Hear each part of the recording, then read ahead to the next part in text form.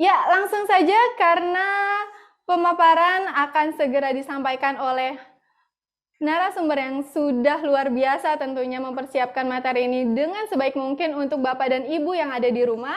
Ya, langsung saja kami persilakan kepada Pak Irham. Dipersilakan.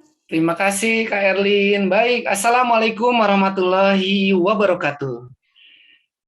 Salam sejahtera untuk kita semua. Semoga Bapak dan Ibu guru yang hadir siang hari ini dalam keadaan sehat, dalam keadaan bahagia, dan juga semangat tentunya. Masih di bulan suci Ramadan bagi sahabat sekalian, Bapak Ibu sekalian yang tentunya melaksanakan ibadah puasa di bulan Ramadan. Mengapa mendengarkan aktif itu penting? Silakan jawab lagi di kolom komentar. Baik, terima kasih yang sudah menjawab. Kita kembali ke slide yang kita tampilkan dan kita simak bersama untuk bisa kita dalami dari setiap tahapannya ya. Baik, mengapa mendengarkan aktif Bapak Ibu sekalian, dan itu hal yang sangat penting karena ini akan dikupas di slide berikutnya. Oke, jawabannya bagaimana? Yuk kita lihat berikutnya. Oke, kita lihat Bapak Ibu sekalian di panca indera kita sudah dibahas di seri yang pertama ya mengenai sensori, tentang sensor kita, alat sensor kita. Di sini ada 5. Yang pertama yang paling atas ada gambar mulut, lidahnya keluar. Nah ini tentang indera yang namanya gustatory, maksud saya gustatory. Kalau yang sebelah yang telinga, nah yang telinga ini adalah tentang auditory. Oke.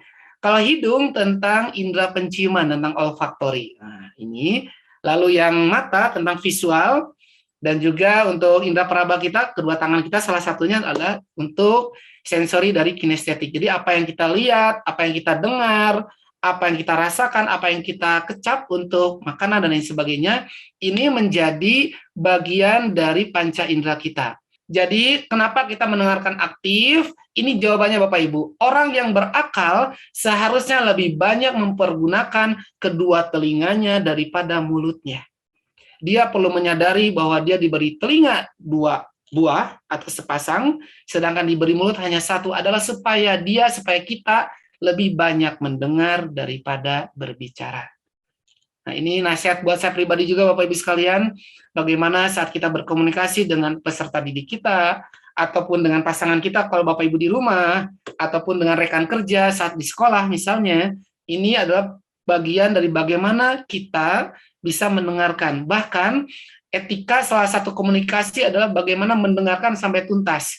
Nah, ini menjadi satu hal yang kita harus saling evaluasi diri Bapak Ibu sekalian. Terkadang kita langsung menyimpulkan, padahal kita belum lengkap mendengarkan informasi secara menyeluruh.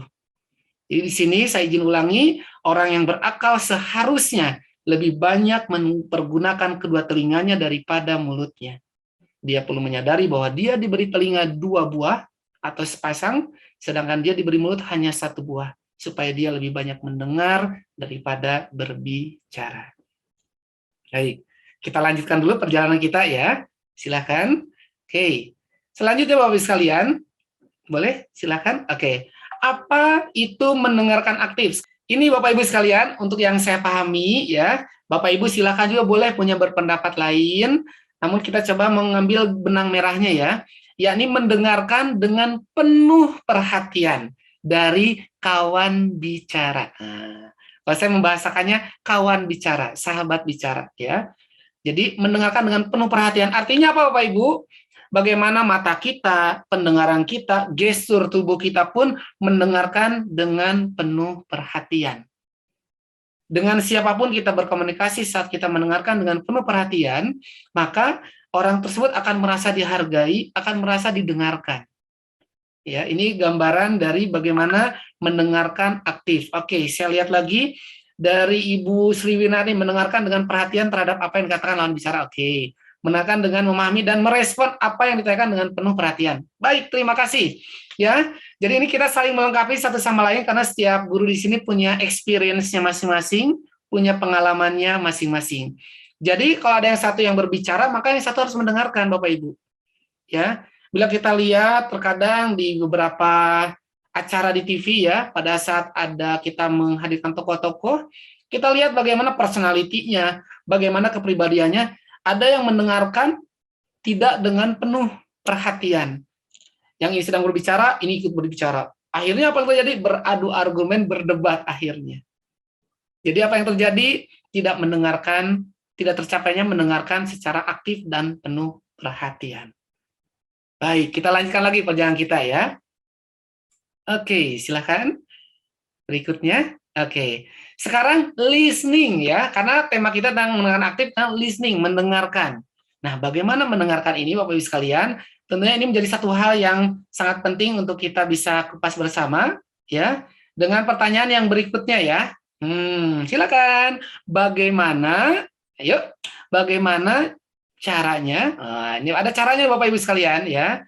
Bagaimana caranya menjadi pendengar yang aktif? Oh, ini dia nih Bapak Ibu. Ada 5 langkah ya. Yang pertama silakan ditampilkan sampai dengan poin 5. Menjadi pendengar aktif. Tadi sudah kita bahas di awal ya. Ini fokus perhatian kita kepada kawan bicara kita. Yang kedua Bapak Ibu sekalian, pastikan relevan dengan materi yang kita diskusikan dengan peserta didik ataupun dengan orang yang kita ajak diskusi. Ya. Yang ketiga adalah aktif menanggapi pertanyaan. Nah, di sini setelah ini kita akan bersiap latihan ya. Yang keempat adalah mendengarkan sampai tuntas. Dan kelima, ini saya kasih warna merah. Jadi ini harus menjadi perhatian yang lebih khusus lagi. Pastikan stop sejenak beraktivitas. Artinya contoh misalnya saat kita berkomunikasi dengan kawan bicara kita sedang memegang handphone. Kawan bicara kita di depan kita sambil main handphone, maka apa yang terjadi? Kawan bicara kita akan merasa dia tidak diperhatikan dengan baik. Jadi sejenak, kalaupun ada yang urgent, untuk yang emergensi Bapak Ibu harus membalas, merespon WhatsApp, silakan berikan pengantar dulu. Boleh saya minta waktu 1 menit? Saya izin membalas sejenak saja. Oh ya, baik silakan. Kalau dia sudah memberikan kesempatan untuk kita, maka kita maksimalkan waktunya. Misalnya 1 menit, maka 1 menit kita tepati Bapak Ibu. Jadi waktu pun sangat berharga untuk bisa kita belajar menghargai dan menghormati orang yang sedang kita ajak berkomunikasi. Oke, ini cara untuk kita mendengarkan. Jadi yang pertama stepnya adalah listening. Jadi ada 4 step, Bapak Ibu sekalian. Yang pertama listening, menggunakan indera auditori kita, pendengaran kita. Oke, ini untuk yang pertama. Oke, sekarang yang kedua. Oke, silakan kita lihat lagi di slide berikutnya.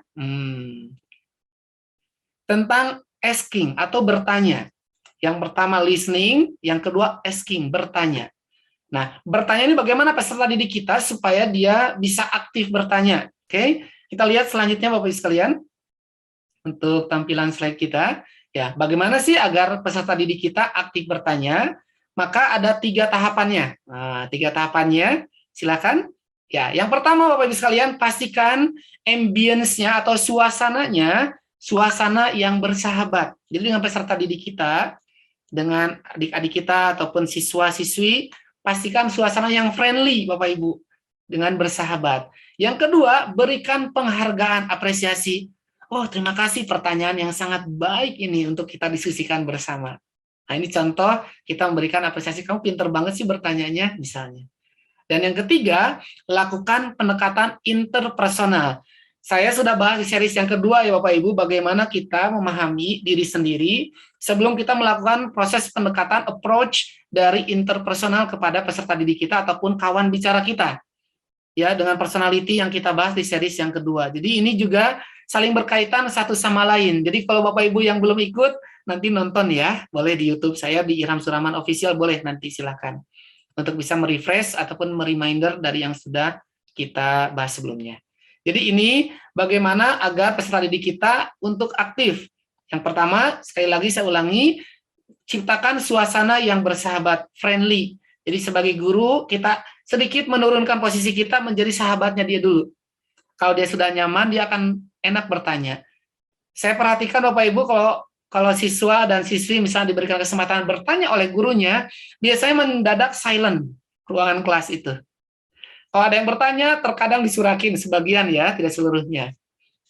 Ada juga kalau bertanya, kok nanya kan udah mau jam istirahat. Nah, terkadang anak didik kita juga masih bertanya. Padahal saat rekannya bertanya kepada guru yang sedang mengajar, boleh jadi itu mewakili dirinya sendiri. Bahwa dia ingin bertanya namun belum ada keberanian, namun terwakili oleh rekan yang ada di kelasnya. Jadi ini bagian dari tahap suasana yang bersahabat, dan juga kita memberikan apresiasi, menghargai dari orang yang sudah bertanya kepada kita. Dan yang ketiga adalah melakukan pendekatan secara interpersonal. Oke, ini bagaimana untuk kita melatih anak didik kita agar aktif bertanya. Sekarang Bapak Ibu sekalian, untuk slide berikutnya kita akan langsung praktek nih. Jadi tidak hanya theoretical, setiap 2 step kita langsung praktek. Nah, kita ada 4 step. Ya, oke. Ini less practice ya. Tadi sudah kita praktekkan Bapak Ibu untuk open and close question. Tadi saya sengaja menjawab dengan pertanyaan yang Bapak Ibu sampaikan, saya jawabnya tetap dengan kondisi yang introvert. Nah, jadi di sini kita harus kreatif untuk menggali data dari peserta didik kita. Oke, kita lanjut. Yang berikutnya adalah clarifying. Nah, yang pertama listening, maaf. Yang kedua asking, yang ketiga adalah clarifying. Silakan berikutnya. Oke, atau teknik untuk mengklarifikasi. Nah, Bapak Ibu sekalian, pertanyaan saya, tolong dijawab di kolom komentar Bapak dan Ibu. Untuk clarifying ini, konfirmasi dengan klarifikasi sama atau beda? Ayo, silakan jawab di kolom komentar. Silakan.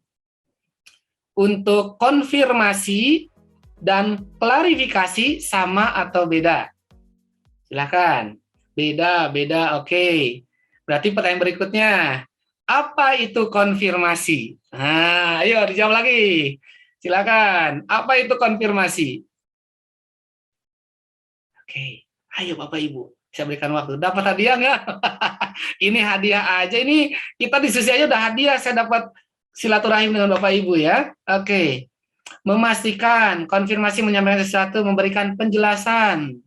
Oke, beda kalau konfirmasi adalah memberikan klarifikasi dari suatu mana nih? Teksnya banyak ya. Oke, dari suatu masalah. Oke. Oke, kita lihat dulu ya jawaban dari Bapak dan Ibu. Oke, konfirmasi sama dengan penegasan. Oke. Konfirmasi memberikan pernyataan, menanyakan kebenarannya, menanyakan kebenaran, klarifikasi memberikan kebenaran. Oke. Konfirmasi menanyakan kebenaran. Oke. Great. Terima kasih Bapak Ibu sekalian. Ini luar biasa, saling melengkapi. Di sinilah kita saling sharing ya. Saya belajar mendengarkan apa yang Bapak Ibu sampaikan melalui tulisan. Nah, ini juga active listening. Oke. Baik, terima kasih yang sudah menjawab ya. Saya izin menambahkan untuk jawaban dari Bapak Ibu yang tadi pertanyaan tentang apa itu konfirmasi dan juga klarifikasi. Kalau konfirmasi kita ambil contoh ya, ini adalah sebuah penegasan ya. Jadi misalnya contoh seperti ini. Saya akan janji bertemu dengan Bapak dan Ibu untuk kita meeting misalnya. Hari ini, besok jam 9 pagi. Maka saya akan memberikan konfirmasi di jam 6 pagi atau jam 7 pagi akan memberikan WhatsApp misalnya, menyapa Bapak dan Ibu yang ada di sini. Bapak Ibu, saya mengkonfirmasi bahwa saya nanti akan hadir jam 9 di sekolah Bapak dan Ibu, misalnya seperti itu. Ini namanya konfirmasi. Kalau klarifikasi bagaimana? Klarifikasi ini adalah menjernihkan ataupun membenahi. Nah, membenahi sehingga boleh jadi yang dikatakan oleh seseorang itu tidak benar. Terkadang kita saat berkomunikasi dengan orang lain, dia langsung mempersepsikan diri sendiri, langsung mengambil kesimpulan tanpa tabayun ataupun tanpa cross check terlebih dahulu, sehingga dia hanya berdasarkan persepsinya dia sendiri, yang mengakibatkan jadi salah persepsi, miskomunikasi, mispersepsi. Nah, ini Bapak Ibu sekalian. Jadi, ini untuk mengklarifikasi ini bagaimana kita memberikan kebenaran. Tadi ada beberapa yang menjawab untuk kebenaran yang sesungguhnya dengan memberikan penjelasan. Ini untuk yang klarifikasi. Oke. Siap Bapak Ibu. Ini gambaran, kita lihat lagi jawaban dari Bapak Ibu yang sudah bergabung ya di kolom komentar. Oke, klarifikasi menjelaskan. Terima kasih. Oke, konfirmasi penegasan. Oke, Bu Lilik terima kasih. Klarifikasi cross check kebenaran yang sebenarnya betul. Kadang ada orang difitnah, mencuri misalnya, padahal bukan dia pelakunya, maka dia harus memberikan klarifikasi, memberikan penjelasan dengan data, bukti, fakta yang ada. Karena kalau tidak ada datanya nanti akan jadi persepsi yang tidak tepat tentunya. Ya, contoh lagi misalnya kita di negara kita terkadang ada berita-berita yang hoax, yang orang terkadang masuk ke grup WhatsApp langsung forward ke grup yang lain tanpa mengecek terlebih dahulu. Nah, saya dapat nasihat dari seorang guru, Bapak Ibu sekalian, apa yang terjadi nih? Saat kita mendapatkan sebuah informasi, kita sebarkan lagi tanpa kita meng-cross-check terlebih dahulu, maka kalau itu fitnah, maka kita juga jadi kena dosanya nih Bapak Ibu. Ya, jadi ini gambaran bagaimana kita harus berhati-hati saat kita pun menyampaikan ataupun mendapatkan informasi. Ini gambaran dari komunikasi kita.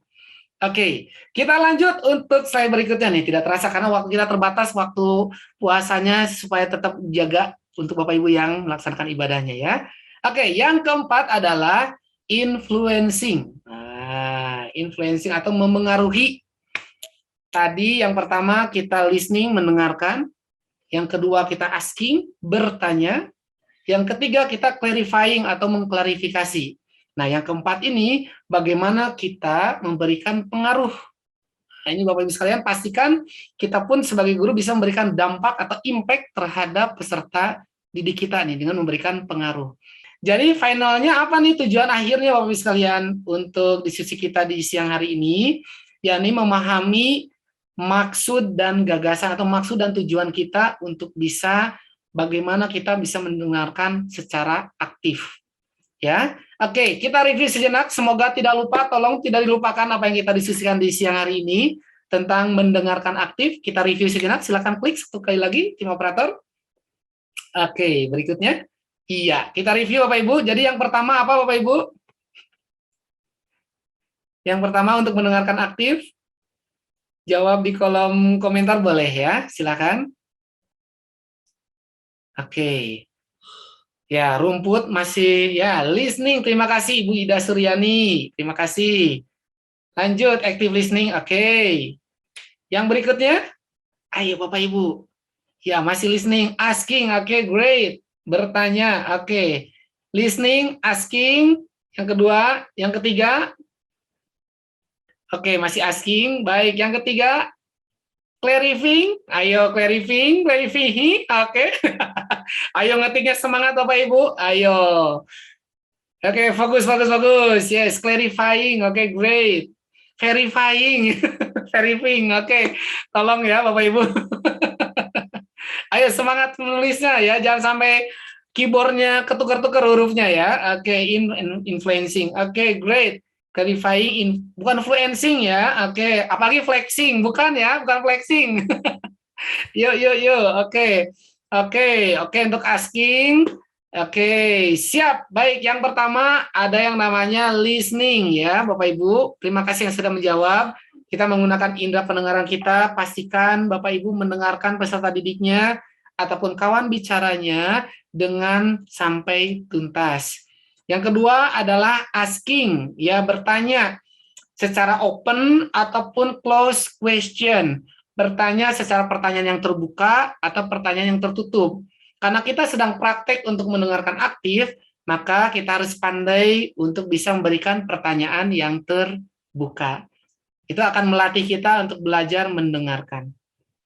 Oke, yang ketiga setelah listening and asking, yang ketiga adalah clarifying, ya mengkonfirmasi. Dengan klarifikasi kan tentunya hal yang berbeda, tetapi keduanya saling berkaitan tentunya ya. Jadi clarifying adalah coba kita memberikan penegasan ataupun memberikan penjelasan akan sesuatu hal yang boleh jadi informasinya tentang kita tidak benar, maka kita harus memberikan klarifikasi. Dan yang keempat, ini adalah goal setelah kita listening, asking, and clarifying adalah kita memberikan influencing ataupun memberikan pengaruh. Agar apa? Agar peserta didik kita bisa mengikuti apa yang kita sampaikan, tentunya dengan pesan-pesan kebaikan, pesan-pesan ilmu yang bermanfaat. Itu Bapak Ibu. Jadi untuk pembahasan hari ini tidak cukup Bapak Ibu. Kunci sesungguhnya untuk mendengarkan aktif bukan saat ini ya saya boleh sampaikan, tapi saat Bapak dan Ibu bertemu dengan kawan bicaranya, bertemu dengan peserta didiknya untuk bisa belajar mendengar aktif. Ya Bapak Ibu, belajar saya dapat dari salah satu yang saya sangat kagum dengan beliau ya, yakni Mas Helmi Yahya. Beliau ini luar biasa. Saya mendapat ilmu juga dari beliau bahwa belajar yang sesungguhnya bukan saat kita berbicara, tapi saat kita belajar mendengarkan. Dengan itu kita akan mendapatkan ilmu dari orang yang berbicara kepada kita.